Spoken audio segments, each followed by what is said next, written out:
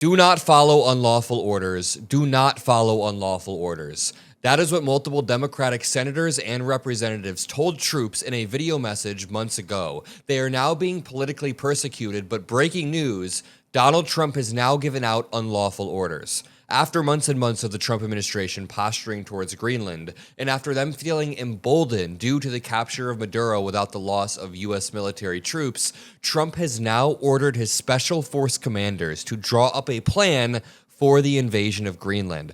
But the Daily Mail reports he is being resisted by senior military figures. Pete Hegseth has waged a months-long campaign to gaslight the military troops into thinking there's no such thing as an unlawful order.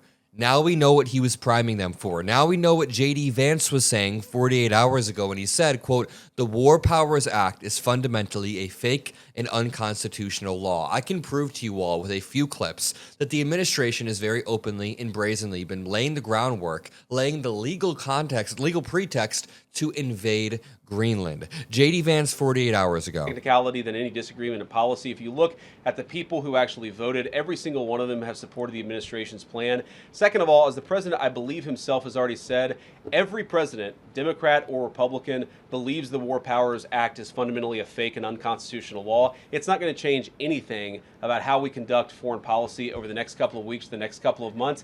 And that'll continue to be how we approach things. The War Powers Act isn't going to change anything about how they conduct foreign policy. There are like 3 or 4 concerning things he said in one there. First of all, not every prior president thinks the War Powers Act is fundamentally fake. Some presidents have performed strikes with an authorized use of military force, but the War Powers Act has stopped U.S. presidents from unilaterally going to war with countries. Why would Donald Trump want to unilaterally go to war with a country? Well, Venezuela could be a key. Sources say that the policy hawks around the U.S. president, led by political advisor Stephen Miller, have been so emboldened by the success that they perceive the success of the operation to capture Venezuela's leader, Nicolas Maduro, that they want to move quickly to seize the island before Russia or China makes a move. Speaking of Stephen Miller, this all reopened about 2 weeks ago when Katie Miller, his wife, posted soon, and it was Greenland with the U.S. flag, heavily implying that we will annex or invade Greenland. And here's Donald Trump basically outright saying in a meeting yesterday that he is okay with occupying Greenland. If you want to help boost this pro-democracy message, make sure to drop a like below. And if you want to join the independent media movement where we constantly are pushing back against the far-right BS, then subscribe to the Adam Mockler feed below. Check out this Trump clip. Money are you thinking of giving people in Greenland to get them on board with a possible U.S. I'm not talking about money for Greenland yet. I might talk about that. But right now, we are going to do something on Greenland, whether they like it or not, because if we don't do it, Russia or China will take over Greenland. And we're not going to have Russia or China as a neighbor. Okay, a few things fundamentally wrong with this first 20 seconds here. Quote unquote, whether they like it or not. This is the same exact rhetoric that we heard in the Access Hollywood tape, where he says he moves on women like a bitch, he grabs women because they let him do it. He doesn't understand consent or power dynamics on a broad level, not to make a crass comparison, but that's what it feels like. On a broad level, he is willing to abuse power dynamics, and that's what he's doing with Greenland. He wants to, without their consent, invade their sovereignty and take over their territory. But secondly, when he's saying that China or Russia will invade or occupy Greenland, that is literally not possible. Greenland is a part of Denmark, which is a part of NATO. NATO has Article 5, which would trigger if Russia or China tried to invade. In fact, we have U.S. troops on the ground in Greenland. They're our ally that we can call up and deploy troops to in a friendly manner at any moment, at any time. Okay?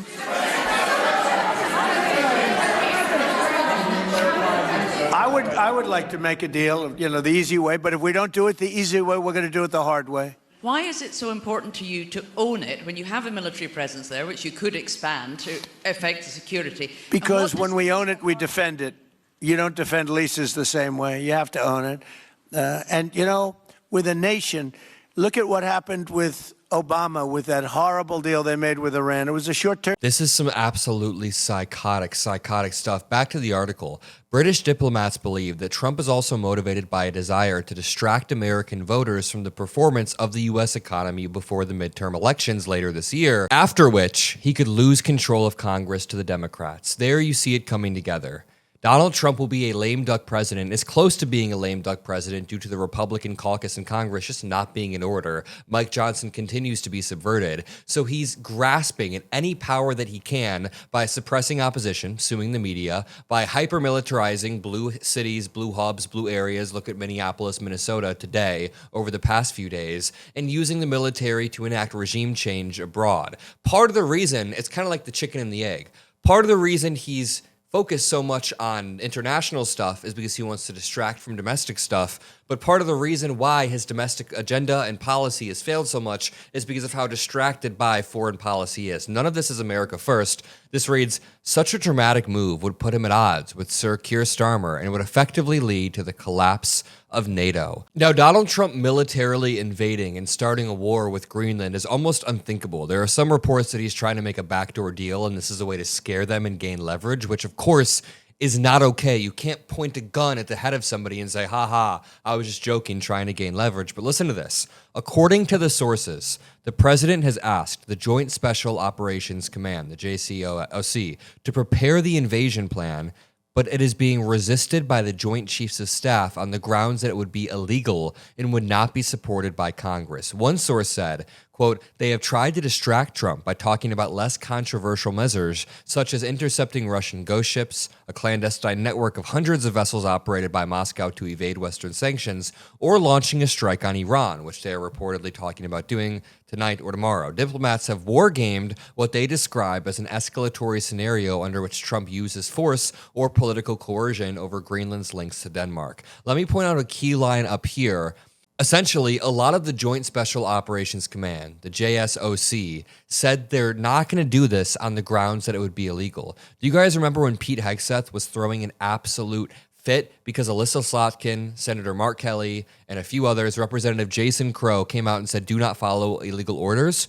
Well, let me show you a side-by-side clip of Pete Hegseth back in 2016 admitting that unlawful orders exist and are likely to come from Donald Trump, and then Senator Alyssa Slotkin. Oh, we're wearing the same color jacket, Senator Alyssa Slotkin. If you're doing something that is just completely unlawful and ruthless, then there is a consequence for that. That's why the military said it won't follow unlawful orders from their commander-in-chief. Yes, in the Uniform Code of Military Justice, it says do not follow unlawful orders. Right before that, it says you must follow lawful orders. So it's fair and balanced, of course. Of course, you should follow lawful, ordinary orders. That is part of being in the military, but you do not follow the unlawful orders. There's a standard, there's an ethos, there's a belief that we are above what so many things that our enemies or others would do.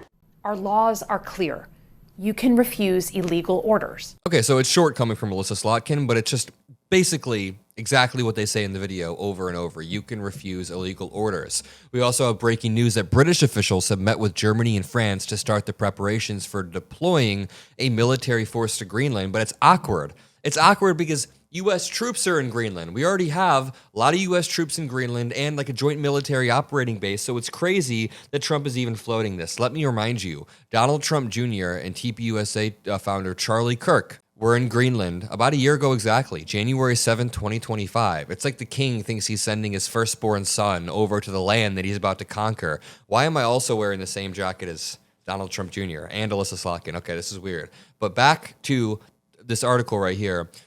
Diplomats have wargamed what they call an escalatory scenario. One diplomatic cable describes the, quote, worst case scenario as leading to the destruction of NATO from the inside. Genuinely an awful, awful case scenario if NATO collapses, if Article 5 collapses. It adds, quote, some European officials suspect this is the real aim of the hardline MAGA faction around Trump. Since Congress would not allow Trump to exit NATO, occupying Greenland could force the Europeans to abandon NATO. If Trump wants to end NATO, this may be the most convenient way to do it. Under the compromise scenario, Denmark would agree to give Trump full military access to Greenland and deny access to Russia and China. So again, there are reports that he's trying to scare them and then do a compromise, and the compromise is him getting at least access. Although America already has free access to the island, it would be put on a legal basis. The cable says, for domestic political reasons, Trump can start with an escalatory scenario which shifts to a compromise scenario. This is some sick bullying, coercion, Hitler-esque diplomacy coming from the President of the United States,